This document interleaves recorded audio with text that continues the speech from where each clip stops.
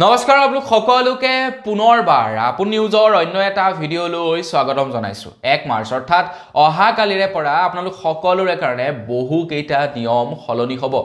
আপোনালোক সকলোৱে বহু নিয়মৰ সন্মুখীন হ'ব লগা হ'ব পাৰে অহা কালিৰে পৰা অৰ্থাৎ আজি হৈছে 28 ফেব্ৰুৱাৰী কালিলৈ 1 মাৰ্চ আৰু 1 মাৰ্চৰে পৰা আপোনালোক সকলোৰে কাৰণে বহুখিনি নিয়ম সলনি হ'ব তো কি নিয়মনো সলনি হ'ব সেই সম্পৰ্কে আজিৰ এই ভিডিঅ'টোত মই আপোনালোকক জনাম তো ভিডিঅ'টো প্ৰথমৰ পৰা শেষলৈকে চাই থাকিব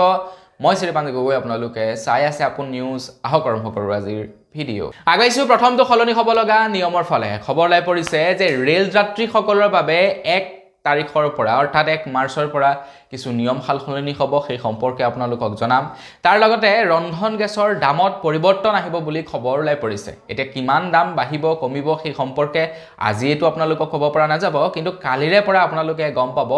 ৰন্ধন গেছৰ ক্ষেত্ৰত কিছু বস্তুৰ দাম ইফাল সিফাল হৈছে তাৰ লগতে আমাৰ ভাৰতবৰ্ষত ব্যৱহৃত হোৱা বহুখিনি সামগ্ৰীৰ দামটো উঠা নমা হ'ব পাৰে বুলি খবৰ ওলাই পৰিছে মেডিচিনৰ দাম পৰ্যন্ত আপোনালোকে ইফাল সিফাল দেখিবলৈ পাব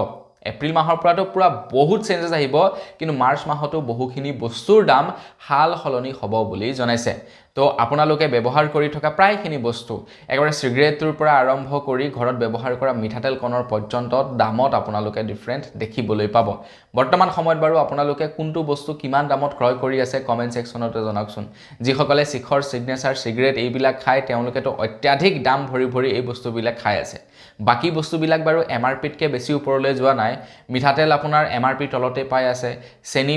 আপোনাৰ এমআৰপিতকে তলতে পাই আছে আপোনাৰ নিমখ এমআৰপিতকে তলতে পাই আছে কিন্তু শিখৰ সিগনেচাৰ গুটখা এই বস্তুবিলাক এতিয়া এমআৰপিতকেও বেছি দাম দি ক্ৰয় কৰি খাব লগা হৈছে এক প্ৰকাৰ ক'বলৈ গ'লে গুটখাৰ এটা বৃহৎ কলা বেপাৰ চলি আছে আমাৰ অসমত আৰু সেই কলা বেপাৰত প্ৰত্যেকজন সৰুতকৈও সৰু দোকানী কিন্তু জড়িত হৈ আছে হয় নে নহয় কমেন্ট সেকশনত জনাব আগবাইছো ইয়াৰ পাছৰটো খবৰ ফালে খবৰলৈ পৰিছে হোৱাটছআপ ব্যৱহাৰকাৰী সকলৰ কাৰণে হোৱাটছআপ ব্যৱহাৰকাৰী সকলৰ কাৰণে এটা বিৰাটেই ভাল খবৰ ওলাই পৰিছে অৱশ্যে হোৱাটছআপ ব্যৱহাৰকাৰী সকলৰ কাৰণে কিছু নিয়ম চেঞ্জেস হ'ব তাৰে ভিতৰত এটা হৈ গৈছে কি আপোনালোকে যদি আপোনালোকৰ হোৱাটছআপটো আপোনালোকৰ যিকোনো ল্যাপটপ বা ডেস্কটপত যদি আপোনালোকে ওপেন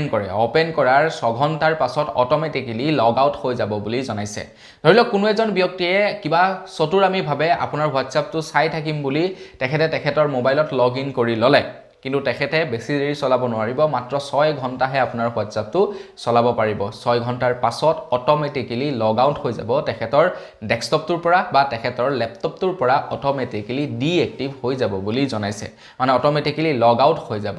তো আপোনালোকৰ কাৰণে এটা ভাল খবৰ যদি কেতিয়াবা কোনোবাই কিবা কাৰণত আপোনাৰ হোৱাটছআপটো হ্যাক কৰি তেখেতৰ ল্যাপটপত বা ডেস্কটপত লগ ইন কৰি পেলাই ন তো তেখেতে লগ ইন কৰাৰ 6 ঘণ্টাৰ পাছত অটোমেটিক্যালি লগ আউট হৈ যাব আপোনাৰ হোৱাটছআপটো আপোনাৰ তেখেতৰ ল্যাপটপৰ পৰা বা তেখেতৰ ডেস্কটপৰ পৰা আপোনাৰ লগত কেতিয়াবা এনেকুৱা হৈ পাইছে নাই বাৰু আপুনি কাৰোবাৰ লগত মেছেজ কৰি আছে আপোনাৰ মেছেজখিনি কোনোবাই তেখেতৰ মোবাইলত লগ ইন কৰি আপোনাৰ মেছেজবিলাক চাই আছে আপুনি কি পাতিছে তেখেতে আপোনালৈ কি মেছেজ দিছে এইবিলাক চাই আছে কেতিয়াবা বাৰু আপোনাৰ লগত তেনেকুৱা হৈছে নে নাই হোৱা কমেন্ট সেকশনত জনাব আগবাইছো ইয়াৰ পাছৰটো সলনি হোৱা নিয়মৰ ফালে এই নিয়মটো ওলাইছে হোৱাটছআপৰ লগতে জড়িত খবৰলৈ পৰিছে যদিহে আপোনালোকৰ ওচৰত মোবাইল ফোনটো সিম কাৰ্ডখন নাথাকে যেটো সিম কাৰ্ডত আপোনালোকে হোৱাটছআপ লগ ইন কৰিছে সেই সিম কাৰ্ডখন যদি নাথাকে তেনেহলে আপোনালোকৰ হোৱাটছআপ বন্ধ হৈ যাব বুলি খবৰ ওলাই পৰিছে এইটো ডাঙৰ নিয়ম এটা চেঞ্জেস কৰিবলৈ গৈ আছে আপুনি যেটো মোবাইল নাম্বাৰেৰে হোৱাটছআপ চলাব সেই সিম কাৰ্ডখন আপোনাৰ লগত থকাটো বাধ্যতামূলক যদি আপোনাৰ সেই সিম কাৰ্ডখন লগত নাথাকে তেনেহলে হোৱাটছআপ আপোনালোকৰ বেন কৰি দিয়া হ'ব মানে আপোনালোকৰ হোৱাটছআপ বন্ধ হৈ যাব সো আপোনালোকে হোৱাটছআপ আপোনালোকৰ লগত যেটো হোৱাটছআপ আপোনালোকে চলাব সেই হোৱাটছআপৰ সিম কাৰ্ডখন আপোনালোকক লগত থকাটো দৰকাৰ আছে আদাৰৱাইজ আপোনালোকৰ মানে হোৱাটছআপটো ডিএক্টিভ হৈ যাব বা আপোনালোকৰ হোৱাটছআপটো লগ আউট হৈ যাব আগবাইছে একেবাৰে হেখৰটো সলনি হ'ব লগা নিয়মৰ ফালে একেবাৰে হেখৰ নিয়মটো সলনি হ'ব ৰেলত যিসকলে যাত্ৰা কৰে তেওঁলোকৰ বাবে ৰেলত যাত্ৰা কৰা লোকসকলে এতিয়া ইউটিএছ এপ্লিকেশনৰ জৰিয়তে টিকট বুক কৰিব নোৱাৰিব এতিয়াৰে পৰা ৰেল যাত্ৰীসকলৰ কাৰণে অল ইন ওৱান এটা এপ্লিকেশন মুকলি কৰিছে এই এপ্লিকেশনটো আপোনালোকে প্লে ষ্টৰত লাভ কৰিব এপ্লিকেশনটোৰ নাম হৈছে ৰেল ওৱান এই এপ্লিকেশনটো আপোনালোকে প্লে ষ্টৰত লাভ কৰিব ৰেল ওৱান বুলি সাৰ্চ কৰিব এই এপ্লিকেশ্যনৰ জৰিয়তে টিকট বুক কৰিব পাৰিব এই এপ্লিকেশ্যনৰ জৰিয়তে আপোনালোকৰ ডেষ্টিনেশ্যন সিলেক্ট কৰিব পাৰিব ৰেল কেতিয়া আহিব কেতিয়া যাব এইবিলাক চাব পাৰিব ৰেলখনক ট্ৰেক কৰিব পাৰিব আপোনাৰ টিকটটোক ট্ৰেক কৰিব পাৰিব মানে আগতে যিবিলাক কাম নেকি থাৰ্ড পাৰ্টি এপ্লিকেশ্যনত হৈছিল এতিয়া এটা সিঙ্গল এপতে গোটেই কামখিনি হ'ব আৰু সেইটো চৰকাৰী আৰু জেনুইন ৰেল 1 এপ্লিকেশ্যনটো আপোনালোকে প্লে ষ্টৰত পাই যাব ডাউনলোড কৰি ব্যৱহাৰ কৰিব পাৰে তো বন্ধুসকল বস আজি ভিডিও জনাবলগীয়া খবৰ ইমান কেইটাই আছিল খবৰ কেইটা জানি কেনে পালে কমেন্ট সেকশনত জনাব যদি ভাল লাগিলে লাইক এটা কৰি দিব চেনেলটো সাবস্ক্ৰাইব কৰা নাই সাবস্ক্ৰাইবটো কৰি ল'ব পুনৰ এটা ভিডিও লগ কৰাৰ কাৰণে বিদায় মাগিছো ধন্যবাদ জয় অসম